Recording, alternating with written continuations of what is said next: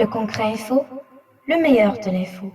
Juillet 2024, portant création, organisation et fonctionnement de la conférence nationale, prévoyait également la création d'un groupe de travail qui disposait de 3 mois pour s'acquitter d'une double mission.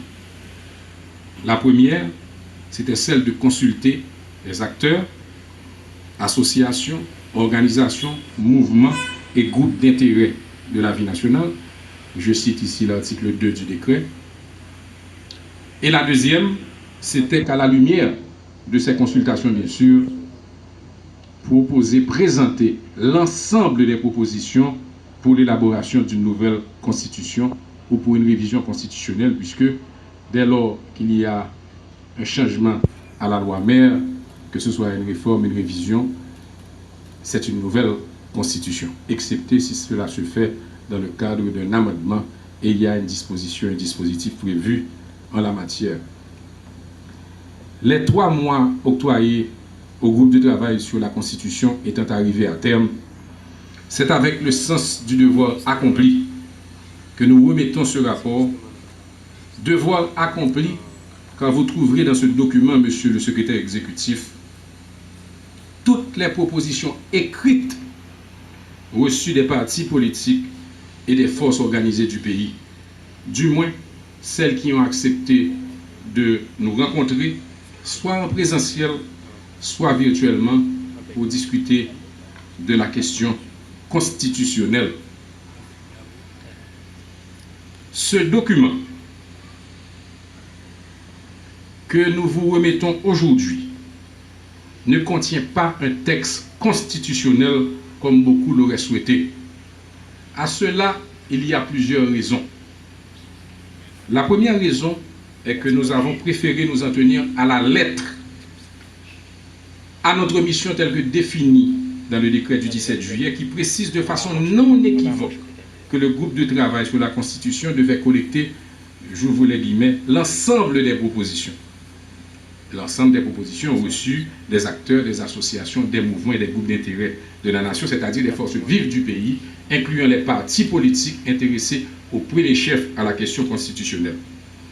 C'est ce que nous avons fait avec sérieux et autonomie totale. Nous avons privilégié l'écoute et multiplié les rencontres du matin au soir avec une multitude d'organisations diverses dont les contributions seront des éléments précieux pour la future révision constitutionnelle une fois les conditions réunies. D'ailleurs, monsieur le secrétaire exécutif, nous remettons également en annexe de ce rapport une analyse synthèse de ces propositions qui font ressortir les grandes tendances observées. Nous vous recommandons de les rendre publiques au fin de toujours privilégier la transparence. Cette analyse sera l'élément essentiel à prendre en compte dans la rédaction future de nouveaux textes constitutionnels. La deuxième raison est que, puisqu'il est notre responsabilité aujourd'hui de rendre compte de ce que nous ont dit les secteurs, il est indiqué de souligner qu'une large majorité des acteurs rencontrés recommande, dans la mesure du possible, la mise en place d'une assemblée constituante. Cette démarche visant à renforcer la légitimité du processus de révision constitutionnelle et à en assurer un caractère démocratique, transparent et participatif. Le rapport du jour reste essentiel puisqu'aucune assemblée constituante ne peut délibérer sans tenir compte de ce que pense la nation. La troisième raison est que nous avons rencontré d'énormes difficultés dans l'exercice de notre mandat de 3 mois en raison de la crise multidimensionnelle qui traverse le pays. La fermeture de l'aéroport de Port-au-Prince, l'isolement de la capitale, la dégradation continue de la sécurité ont empêché les déplacements vers les provinces pour les assises départementales prévues, ainsi que de nombreuses rencontres programmées avec des organisations de la diaspora à l'étranger. Quatrième raison, c'est que la crise politique actuelle a créé également une atmosphère lourde qui a rendu difficile une réflexion sereine et participative sur une question aussi sensible et cruciale que la question constitutionnelle. En outre, malgré l'autonomie complète dont jouit le GTC, et James Sussman dit ça, son travail a subi les contre-coups des luttes ardues au plus haut niveau de l'échiquier politique. En effet, certaines entités politiques et de la société civile ont mis en avant des raisons précises et conjoncturelles, telles le climat politique délétère, l'insécurité généralisée et leurs griefs contre les autorités en place, pour décliner l'invitation que nous leur avons faite de participer au processus en présentant leurs propositions sur la révision constitutionnelle. Voilà autant de raisons qui font que nous n'avons pas un texte constitutionnel, mais que nous avons l'ensemble des propositions des secteurs, ce qui était essentiellement le mandat du groupe de travail sur la Constitution.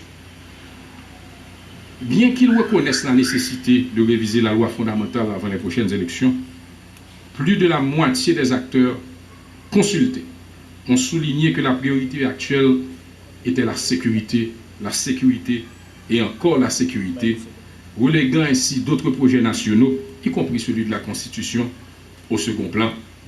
Puis, il faut que nous rencontrions, estimer que la question de sécurité, qui c'est priorité, c'est lui-même qui pressé, à doué, gagner priorité, nager tout haïtien, y compris ça qui gagne, responsabilité pour protéger les vies et les biens.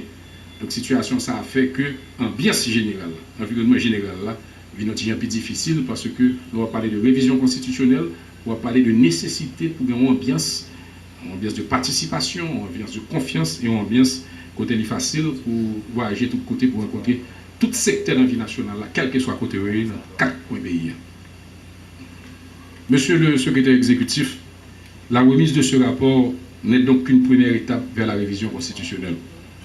Ainsi, le groupe de travail sur la Constitution invite le comité de pilotage à explorer les moyens, en collaboration avec les autorités et les partis politiques prenantes, les protagonistes politiques, pour d'abord compléter le travail du groupe de travail sur la Constitution, au besoin, par la tenue des assises départementales inclusives. Nous pensons qu'il est extrêmement important pour que dans tout pays, dans toute localité, dans tout quartier, dans tout département, dans toute commune, que débat sur question constitution arrivé et que chaque monde joue une possibilité pour 10 ans, quel que soit côté dans le pays. Deuxièmement, nous souhaitons qu'il puisse évaluer la volonté exprimée par une majorité d'acteurs en faveur d'une assemblée constituante avant tout vote référendaire.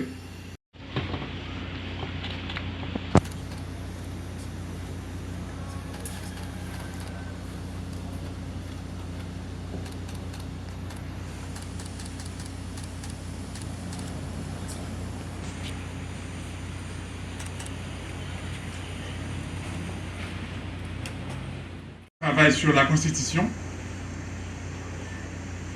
Madame la représentante du comité de pilotage et membre du groupe de travail sur la Constitution, juge Nora Amilcar, et monsieur le doyen de la faculté de droit et des sciences économiques, membre du groupe de travail sur la Constitution, monsieur Eugène Pierre-Louis, madame, monsieur les hauts cadres de la fonction publique, mesdames, messieurs les représentants de la presse parlée, écrite et en ligne, distingués invités. C'est avec un grand plaisir que je reçois des mains du coordonnateur du groupe de travail plus d'1 millier de pages de rapports produits et soumis par plus d'une centaine d'organisations de la société civile, d'institutions publiques et de partis politiques. Des séances de travail sur la méthodologie ont été organisées avec ces groupes entre le 13 novembre et le 10 décembre 2024 en présentiel et en virtuel à un rythme effréné. J'aimerais faire 2 observations. La première concerne le leadership du député Thierry Tardieu,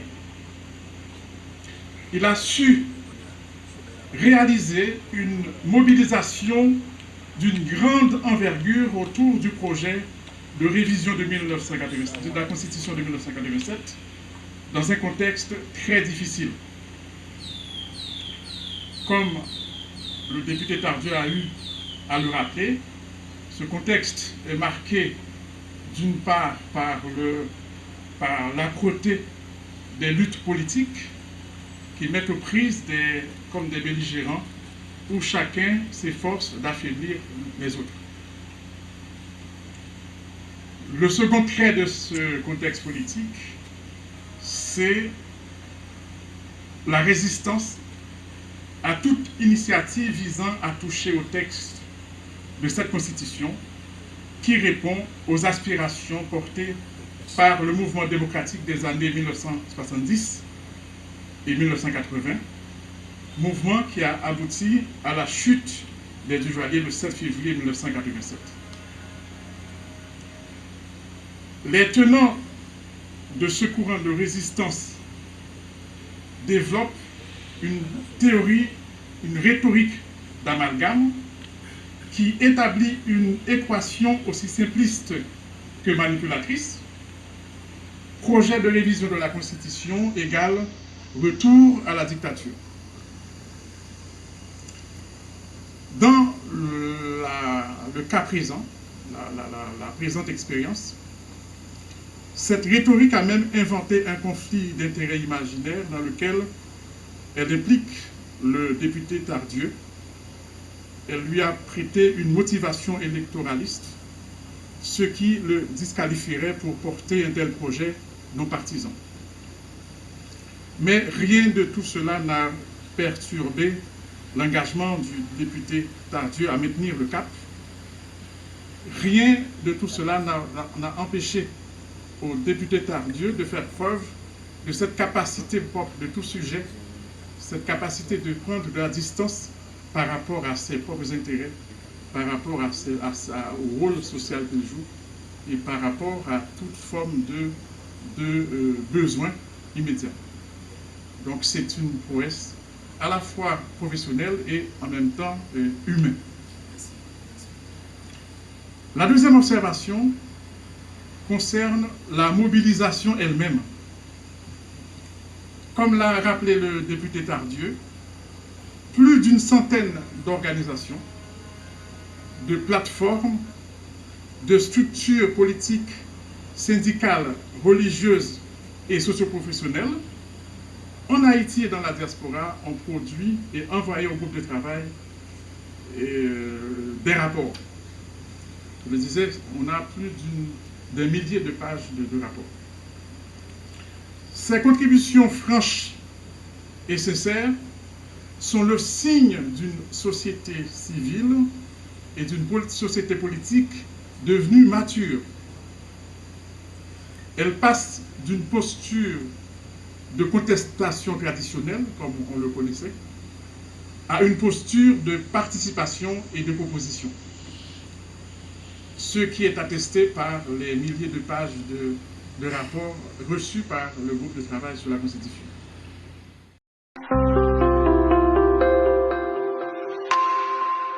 Le Concret Info, le meilleur de l'info.